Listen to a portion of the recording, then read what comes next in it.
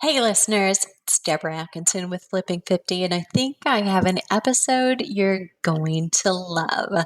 I sat down with new author, not the first time, but new author Andrea Owen about her brand new book, Making Noise. And I think you're going to love it, especially if you've been a woman who's been raised to stay quiet, especially if you have a difference of opinion, one that goes against the common grain. So if you're tired of being quiet, this one might be for you.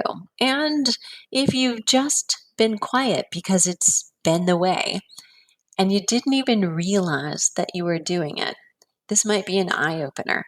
I can't wait to hear or read your comments and what you think about this episode. I'm Deborah Atkinson. You're listening to Flipping 50, where I address top concerns and your struggles, but also hope to inspire you by sharing what to eat, how to move, and how to change your mindset so you can have the energy and vitality that you want, need, and deserve in this second and better half. Can't wait to introduce you to my guest, so let's dive in. My guest today is Andrea Owen. She's an author, global speaker, and professional certified life coach who helps high-achieving women maximize unshakable confidence and master resilience. She's taught hundreds of thousands of women tools and strategies to be able to empower themselves to live their most kick-ass life through speaking, her books, coaching, and her wildly popular podcast with over 3 million downloads. She is the proud author of 2 books, which have been translated into 18 languages and available in 22 countries. Her latest book, Make Some Noise, Speak Your Mind and Own Your Strength, is coming in August 2021. Andrea is a certified professional coactive coach from the Coaches Training Institute, a professional certified coach, PCC, with the International Coaching Federation, a She Recovers coach, as well as certified Daring Way facilitator, a modality based on the research of Dr. Brene Brown. When she's not juggling her full coaching practice or writing books, Andrea is busy riding her Peloton bike, chasing her 2 school-aged children, or making out with her husband, Jason. She is also a retired roller derby player, having skated under the name Veronica Vain, and we're going to be diving right into that little tidbit. Andrea, thanks so much for being here. Hi, Deborah. Thank you so much for having me. I'm excited for this conversation. Okay, roller derby. I know. Dish it. What's the deal? Well, it was one of those things that, you and I are around the same age. I roller skated very much in the late 70s and early 80s, and then rollerbladed in the 90s and put my skates away. And then roller derby had a resurgence around the mid 2000s, not really where I lived, but I was sort of watching it, just hearing about it, and it still seemed kind of cheeky and a little bit out there. And then I was living in San Diego at the time, and I went to, it's called a bout, are they games? And I went to one, and I was like, oh my gosh, I have got to do this. But then immediately felt like and at the time I was in my mid 30s, but I still felt like I was too old, and those women were way cooler than me, and I haven't been on a pair of skates in years, and never mind. So I put it out of my mind. And then we moved states, and I saw that they had a local roller derby team as well. And I went to a bout, and I challenged myself to just go and talk to one of the women when we bought tickets and ask them about tryouts. And that's sort of how I step into confidence. And I'm just like, just do the next little thing. Just do the next stage of action. What is that? I was terrified, Deborah. But they were really nice, even though a little intimidating physically. And yeah, I was 37 at the time. And I played for about a year. I got hurt, even though it was not a derby injury. It's a really boring story that I slipped and fell on some ice and damaged my shoulder really bad.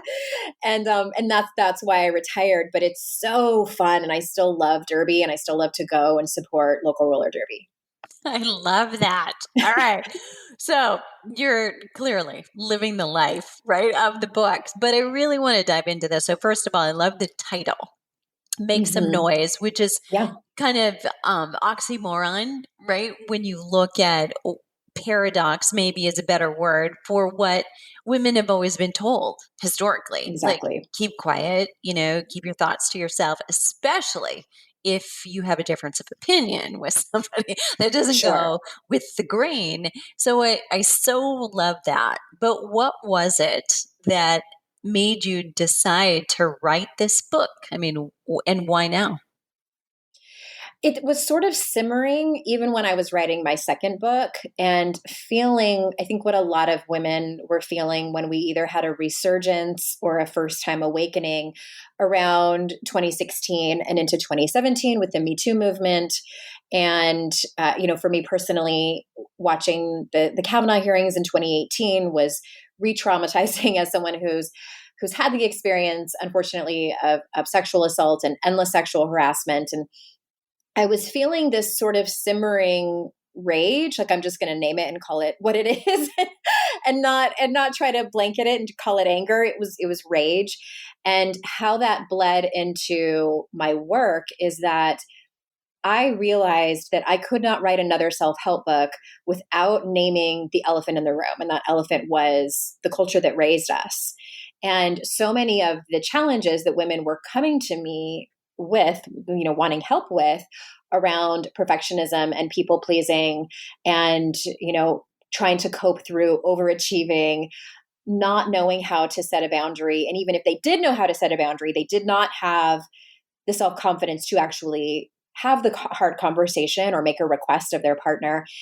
That was not because something was wrong with them or because they weren't strong enough. It was because it stemmed from this culture that told us we are better off, we are more valued, we are more loved, we are more safe if we keep quiet, if we make everyone else's comfort more important than ours, if we are accommodating, if we are polite.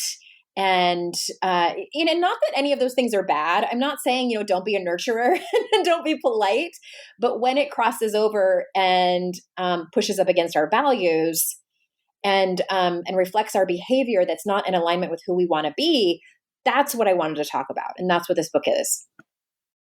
Love it. And I have gotten a very pretty sneak peek. So I love at the end of every chapter, you're walking readers through what you call the unlearning. And I love and use that word also.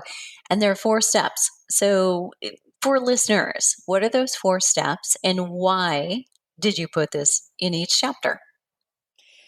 Yeah, that's a good question because, well, for one, like who doesn't love a good step by step process? Truth. Right? Yep. Our brains love that. And I'm not saying it's just easy, one and done, but most self help books are teaching you new tools and strategies to practice and hopefully implement and learn. But with this, I felt like, okay, we already know the quote unquote rules. Like we've been taught them. So we have to first unlearn what we've been taught so that we can relearn a new way. That's why it was so important at the end of each chapter.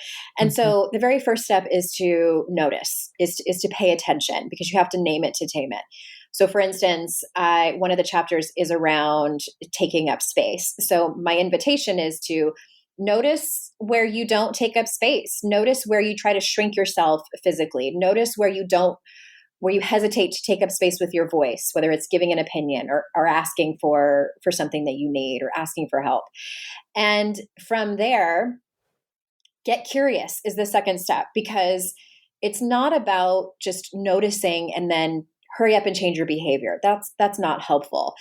What I have found in my training as a coach with my alma mater, one of the cornerstones is curiosity. And when I was a baby coach, that was so incredibly helpful for me because I, like many women, tend to be dichotomous in my thinking. It's all or nothing. It's either this or that. It's either good or bad. And when you instead choose curiosity, it can just be what it is. And I encourage people to dig in deeper and ask, why do you think you not want to take up space? What was modeled for you growing up? What do you think might be the consequences if you ask for a raise? What is the worst case scenario? What is the best case scenario? So questions like that, just to get curious. The third step is self-compassion. You cannot better yourself or take the steps to create the life that you want by beating yourself up. You can't. It just doesn't work. No one does it that way. And self-compassion can many times feel like a foreign language for women. And so I'm giving examples on what that actually looks like. How do you cultivate self-compassion? And then the last step is to keep the momentum. Many times this is having conversations with the women in your life, having a conversation with your therapist. Like, I don't want people to just read the book and then get curious and put it away and that's it. I want them to keep getting curious. I want them to keep trying to practice self-compassion. I want them to keep noticing all these things and, mess up, start over again. And that is life. That's personal development. So yep, that's the 4 steps.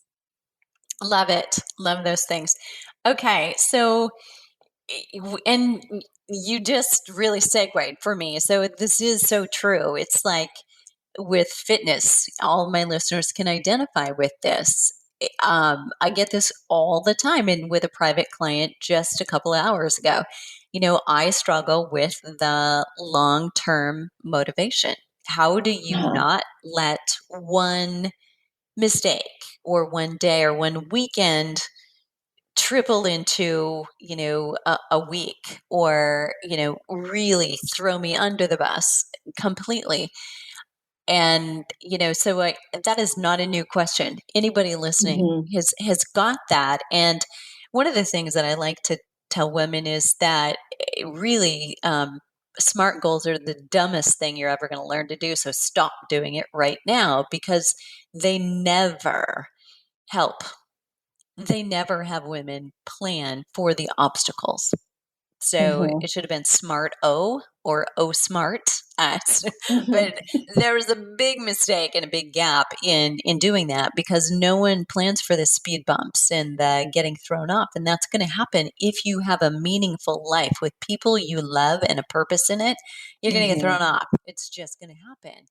And I love that, but we can ask this for listeners. I mean, when people have life challenges that crop up, and it's when, not if, what advice do you give?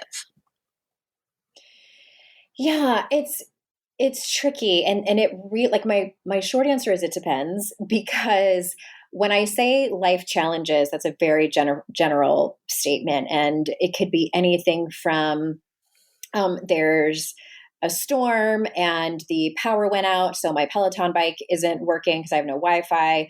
Or it can be, a miscarriage or the loss of a child or the loss of a parent or something incredibly painful that requires a lot of grief and time to recover. So when I give this advice, I'm not talking about the extraordinarily difficult times. I'm talking about the things that are kind of in the middle. So this is a divorce. This is getting let go from a job. Or a friendship that falls apart and you're not sure what happened, or you have a falling out with a sibling. These types of life challenges. And once you are through the weeds, because I would never tell someone, to look at the bright side. What can you learn from this? Like, when they're really in the thick of it.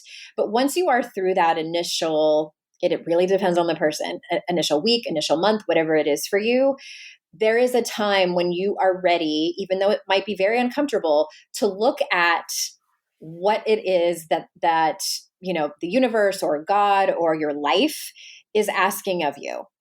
So I call these invitations to really show up in your life. I had my own proverbial rock bottom moment. My first husband, that I'd been married to for just a couple years, but we had been together for 13 years. He had an affair with our neighbor and got her pregnant. This was right when we were planning on conceiving our first child, so it was extra devastating. And then I got into a relationship very quickly with someone who had terminal cancer. Months into the relationship, I find out he never had terminal cancer. He had lied about it to cover up his opioid addiction, and I was pregnant with his child. Oh, So I found myself on the floor in the fetal position, crying on the phone to my sister, thinking like, how did I get here? And what do I do now? And I remember distinctly having the moment of, okay, this is the part where I change my life. Like, I have to totally like reboot and start over. And of course I had to go through the really difficult part of grieving, and I still was legally married to my first husband and all of that, like logistical stuff, plus the emotional. But it truly was a time where I felt like it was an invitation. was I going to take it or not? Was I going to continue to blame everyone else for my unhappiness, try to control everything like crazy? Or was I going to try to step into therapy and really mean it? Was I going to try to implement things that I valued, that allowed me to honor who I wanted to be instead of who I thought everyone else wanted me to be? Because that clearly wasn't working. That's what I had tried to do for decades and it wasn't working. So I use that example because it was a devastating moment in my life. And I looked at it from the place of what is life asking of me versus feeling like a perpetual victim, which is easy to do. Yeah. Okay. So, and I have to ask you this, and I think I'm totally willing to answer this question as well. But based on what you've just said, I mean, there are a lot of women who might have simply stayed in the fetal position and, maybe not have come out of that, really changed who they were, but not necessarily for the better. So I'm going to ask you, your whole life, has it been more true of you that you see the glass half full? Are you a more easily, I see the positive and I'm optimistic even when it's storming outside person? Mm-hmm. Yeah. Yes, and there's actually research that shows that there are some people who are. Have you read that book, The How of Happiness? No. Mm-mm. So Sonia, oh my gosh, her last name starts with an L, and it's very long and hard to pronounce. So I don't even want to attempt it. Last name starts Okay. with an L. She's a PhD. Her and her colleagues did a bunch of research, and they found out, and I think other people have written about this as well, that everyone's born with a certain set point of more or less happiness, Mhm. and that really our circumstances only account for 10% of it. It's very interesting, and I don't want to butcher the research, but they do, their research found out that people do tend to have a set point, and I do think that my set point is on the high side. So And I want to oh, go ask you ahead. this. So sorry to interrupt, but I think for listeners who aren't, I think Hmm. that's the question is, how do they go from fetal position on the bathroom floor to finding there is a little light somewhere in Yeah, this room at the end of the tunnel or through the keyhole? How do they get there? I'm guessing that's somebody's asking. yeah, that's a great question. And I've had clients that have been more or less like that. And here's the thing, like at the time, that was the absolute lowest point in my life. And I felt like I only had like maybe like 1% of hope that things could turn around and things could get better. I was 31 at the time and I wanted nothing more than to start a family and settle down and, have that family unit. And I was diagnosed later, but unbeknownst to me, I also had complex PTSD, which is pretty severe and takes a lot of trauma therapy to get through. And so I also want to say this before I continue. There are some people, I don't love using the term like victim mentality, because there are some cases where people truly are the victim. They have had egregious things happen to them. And I don't ever want people to think that it's not okay to feel like you're the victim when you truly are. So I didn't want to just like throw that out there willy nilly. So that being said, how does someone sort of see that glimmer of hope? And I think, I'm a huge fan of therapy, Deborah. I think that there are some things that coaching can't help, that no matter how many tools you have and how many strategies you have, if your set point is a certain way, or if you have complex PTSD like I did, there are some things that a trained therapist, through either things like CBT and specific things that they help for people with anxiety or something like that, or depression, or even harder things like severe trauma or post-traumatic stress disorder, that they help that.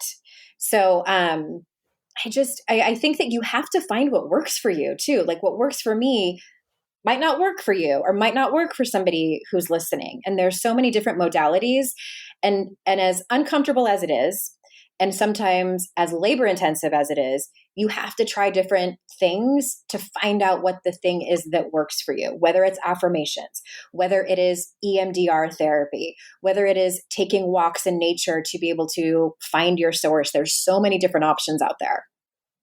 Love it. Yeah, I think that was great advice. And I feel like that would have been something we skipped over had we not addressed that. So thanks for taking the time to stop and do that. Yeah, I absolutely. I also, love this chapter that I think I know the answer to, but I want you to dig into that. The chapter in the book called Stop Ignoring the Brainwashing That Is Making You Small. Let's dig into Mhm. that. Dig into that one. It's my longest chapter. And originally that was going to be the opening chapter. And my editor and I decided that it needed to go like more towards the middle of the book because I didn't want, I wanted to open with something that wasn't something that people had to really dig their brain into. Um, again, like I said in the beginning of our talk, the culture that we were raised in, Hmm. we all drank the Kool-Aid because, like, let's face it, there wasn't any other beverage choice.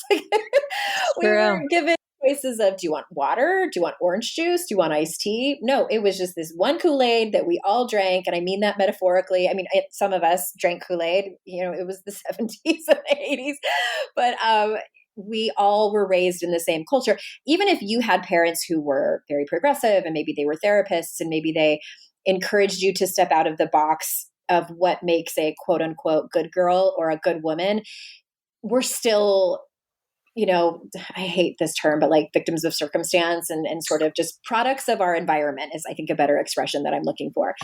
And that whole chapter is about, again, paying attention and noticing what is happening around us while simultaneously having to live in it. Because I am not encouraging people to flip tables and, shake their fist at the patriarchy. If you want to do that, then by all means go for it. But at the end of the day, we still all have to like live in our families and work at our jobs and go through life, whether you want to be an activist or not. I also in that chapter talk about internalized misogyny, which we can get into, which is something that I'm still working on and is still a struggle. Yeah, I'm going to stop talking because I can go on and on. I'm like, and then there's this, and then there's that, and then there's aging, and yeah, all the things. I want you to jump in though and like grab something that you want to talk about because I can Well, go on. yeah, I love, I mean, that you're keeping the theme really coming back to, playing small and you were brainwashed because this was your normal. Sure. And Hmm. and and it's really easy to be in it, having grown up in it Yeah. and not even realize you're still in it Hmm. because of that history, the what I call habit gravity. Yeah. Well, Mm. and like I'm sure that you've heard this too from your clients every once in a while, or maybe more often than not, is I have women that come up to me after a speaking event or a book event or even my clients, and they almost sheepishly say, I feel like something's wrong with me because here I am, 50 years old, and I still don't have the self confidence that I think I should have. Or I feel like every other woman has it figured out except me. Or I feel like I'm doing something wrong. And I'm here to tell you that you're not. You played by the rules like we all did. Like we played by these rules because to not do so was to be practically ostracized. There's punishment and reward. We were rewarded if we were the good girl. We are rewarded if we fit into these ways of being that are valued more. And we are punished when there is pushback. We see it all the time. We see it all the time. There's evidence of this everywhere. And as someone who is grown up, I'm an 8 on the Enneagram. I don't know how familiar you are with that, but we are the challenger. We have powerful personalities. We are assertive. We are called aggressive and bitchy and bossy, intimidating. I've been called intimidating more times than I can count. And I have apologized for decades for being that way and making people uncomfortable. And it wasn't until I was in my probably late 30s where I decided, like, I'm done. This is who I am, and I'm a very, very kind and compassionate person. Once you get underneath that, how I come off as intimidating, just energetically. And these are my strengths. Like, this is what makes me a great leader and what makes me a great educator and a great coach. And I want to be a better role model for both my daughter and my son. And it's one of those things that, unfortunately, once you see it, it can be a little bit painful and you can't unsee it. You can't. The good news is that I do think things are changing. I think this conversation, like this book that I wrote, would have been taboo. Even 20 years ago, I would have been probably called names and all these things. But I think now, I do think that things are starting to change and we're having these conversations. And I think we're seeing, and I don't have a daughter, I have a son, but I have a well, hopeful daughter-in-law. You never know. Um, and I see stronger, younger women, Hmm. less afraid to be opinionated. And I think in part, like to think in part that it comes from we also have them in the weight room throwing around iron, and we don't have Yeah. them, in the cute tennis outfits only or on the cardio only dancing. If they want to do that, great, but they're not afraid to get dirty. And I think that is a part of that whole thing. And I think we're actually learning from them by watching them. I completely agree with you. I think that in my humble opinion, I think that Gen X, and I'm going to make a sweeping generalization here, so bear with me, everybody. I think Generation X, we were more or less the first generation to widely go to therapy. The generations before us, baby boomers and my parents were part of the silent generation, that was extremely taboo. And of course, there were exceptions. There were lots of exceptions, but for the most part, it was very taboo to talk about family problems, to talk about your feelings, to express your feelings, to be vulnerable with each other beyond like an I love you or a hug, and to seek help for your mental health. And I think Generation X, we finally were like, enough, like we're falling apart. Depression is a thing, anxiety is a thing, like we need help for this. So we went to therapy, and then now we're raising millennials and Gen Z kids who understand that it's not taboo anymore to go to therapy. It's just like most people go to therapy and talk about your problems and your feelings. And I am here for that. Like I am so proud of us as a generation to have essentially broken the cycle. And we decided that no more. Like, it's not healthy. We love each other too much to continue just hiding the problems. Love that. I totally love it. And yet, I have to say, so you may think we're the same age, but I am a baby boomer. So Are you really? I thought you were a barely, Gen Xer. I'm a Okay. barely You're a boomer. young baby boomer. I'm a barely boomer. Yep. Last year. And yet I was raised by much older parents, and all my siblings are quite a bit older. So the generation culture that I have is really boomer, when it comes right down to it. So it's Hmm. interesting that, I never growing up thought of myself as a boomer. I think my friends and I were in college until we realized, did you ever think of yourself as a boomer? I didn't think of myself as a boomer. But it is interesting that we still were raised, and yet my friends who are the oldest in their family and have younger siblings have a different kind of culture that they grew up Hmm. than I did. So it's all very interesting birth order too for listeners to kind of think about, where are you and what kind of thought process did you gain because of that?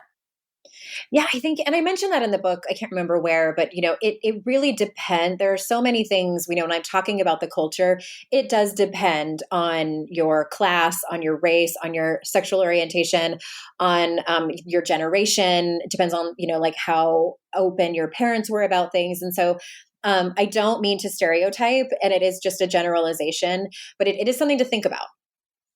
Love it. Okay, so I want to come back and circle back to something we alluded to just a bit ago, but what advice do you give women who are in that victimization and stuck blaming others? And of course, we're talking about the ones who really aren't victims. So Mhm. what advice do you have for them? Because nobody wants to be stuck there. Sometimes maybe. Do you experience this, that if you're stuck there, you don't know you want out because you don't Right. know there is a way out?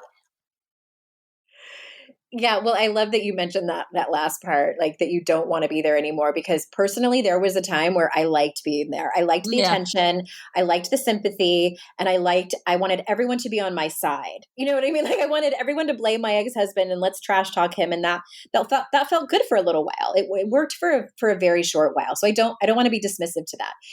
And then once you're done with that coping mechanism, I think I take a lot away from 12-step programs. I've been sober for almost 10 years now. And one of the steps is to take inventory of your life, and they call it character defects. I'm not a fan of that term, but it's really looking at what is your part? Like where can you improve? That's what it looks at. And so the example that I gave earlier, when I was on my bedroom floor on the phone with my sister, I had 2 back-to-back failed relationships.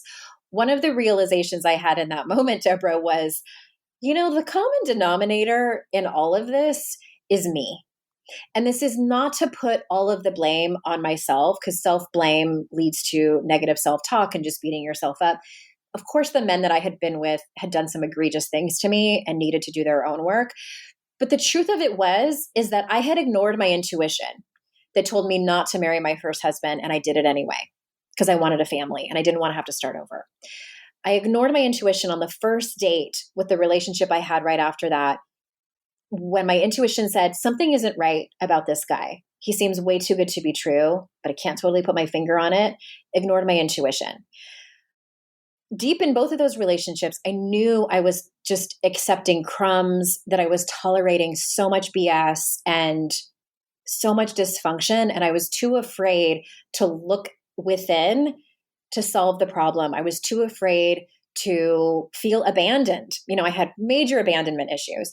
And I knew that if I took radical responsibility for my life, I was going to have to look at all that. And for a long time, it felt easier to put all of that responsibility on someone else. Can you please treat me well? Can you please adore me?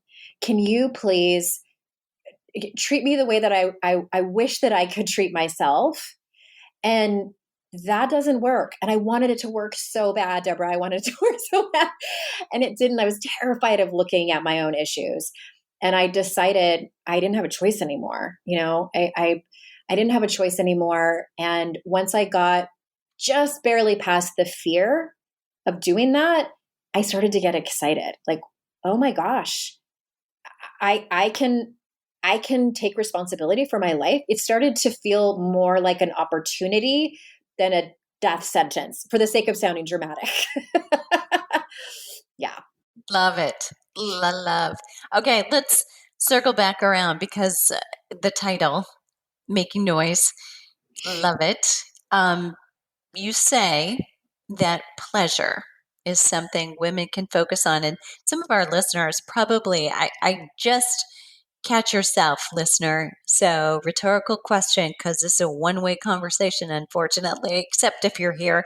But you may not realize it, but sometimes the word pleasure actually brings up this, like, I don't go there kind of thing. Mm-hmm. Um, you say it's something women can focus on in order to make more noise in your life.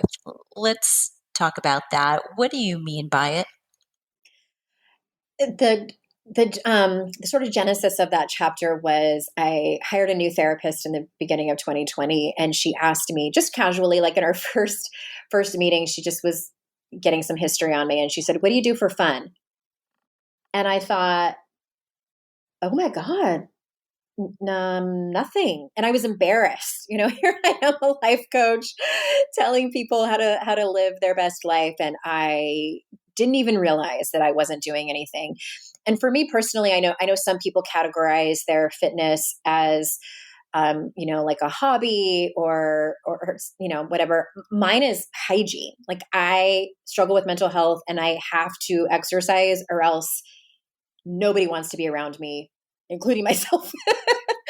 So I don't put that in for fun. Like it's just like brushing my teeth. So other than that, anything. Like I played tennis sometimes but not really. So it really got me thinking about what do we do as adults that is fun and pleasurable? Like how much do we play?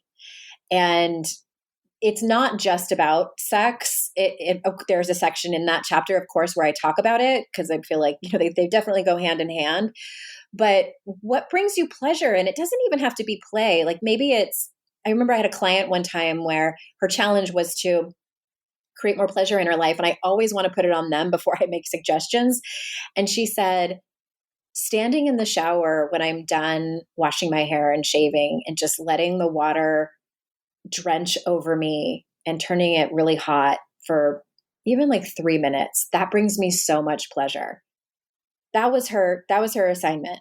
I had another client who bought a really beautiful and expensive teacup and saucer, and she drinks tea in it almost every single afternoon and has like something delicious with it, and just like sits and doesn't get on her phone and doesn't turn the TV on and just sits and savors how beautiful her teacup is and the time and quiet. So again, it doesn't have to be these grand gestures of pleasure, shrieking through the fields, throwing daisies naked. Like if that's what you want to do, then sister, I am high-fiving you while you're doing it. But they can be these small things that bring you joy and pleasure throughout your day. And so I invite every listener to think about, what are yours? Love that. Okay. So back to you. What would it be? What is yours? You know what it is? It's dancing. It's in my office. I have so many different Spotify playlists, and I put on, like, I'll get hooked on like a certain musician. Last week or 2 weeks ago, it was George Michael. And I'm like, oh my God, I forgot. In my opinion, he has like one of the sexiest voices of all time. May he rest in peace. But like his music from the 90s, oh my gosh. So I'll put that on and dance. Or, before that, I was on a Leonard Skinner kick and just whatever it is. And just also another thing that I do is in the middle of the day, especially if I'm feeling overwhelmed, I will get my dog and I will get a blanket and I will get in bed. Even if I don't take a nap and it's only for maybe like 10 or 15 minutes at the most, and just lay with her and snuggle her and just realize how amazing this dog is. She's my first dog and we rescued her, and I got so lucky with her, and just how wonderful it is. Just, I really, really lean into gratitude is what it is. That brings me so much pleasure. Love it. Okay. So before I ask you this very important last question, my listeners probably could ask for me by now. I want to make sure that we mention the book again, when it will or will have been, by the time you're listening now, listeners, will be released, and where can they get it? So it will be released on August 31st, 2021. And it will be wherever bookstores are sold, and of course online and on Audible. If you prefer the audio version, I did narrate it. And you can go to andreaowen.com/noise. And one of the things that I'm the most excited about for people to get for free is the workbook that coincides with it. I ask over 250 questions in this book. Like, I'm really inviting you all to get curious. And there's not enough room in the margins. So we made a workbook that's beautiful. It's like 60 something pages. It's totally free. It's fillable online if you'd rather do it that way, or you can print it out. And that's at andreaowen.com/noise. Sweet. I've got that. All right. And then lastly, so this is the question that always comes back to you. Is there a question, well, we've got you, that I should have asked you? Yeah, I think one of the things, and I'm going to actually spin it and put a question on you and the listeners, is that if you take nothing away from our conversation today, is that I want you to take this question with you throughout your day, throughout your week, throughout your life. And anytime you hesitate to set a boundary, to ask for a raise, or to update your job description for a potential raise, to set a boundary with someone, or have a hard conversation with your partner or your adult children or anyone, I want you to ask yourself, what is my conditioning versus what is my truth? Because your conditioning is likely different than what your truth and your actual intuition is telling you. Your conditioning might tell you that it's rude to speak up. Like, don't be greedy and ask for more money. Your conditioning might tell you that good mothers don't set hard boundaries with their adult children. But your truth is, it really needs to happen. Your truth is that you deserve more money. So that's what I want you to start to see, is the difference in those two, and just to start getting curious about it. Love it. Great tip. All right, listeners, all of that you will find in the show notes. And of course, are you listening? Are you ready for it? That is going to be at flipping50.com/noise. What else would I say? Okay. Andrea, thanks so much for being here. Deborah, thank you so much for having me. Thanks everyone for listening. All right, listeners, now it's up to you. Is there a question that I should have asked Andrea that you would have asked? You can leave that at the show notes at flipping50.com/noise, where you can get all of the links for today's podcast. And listener, what are you waiting for? Let's start flipping 50 today.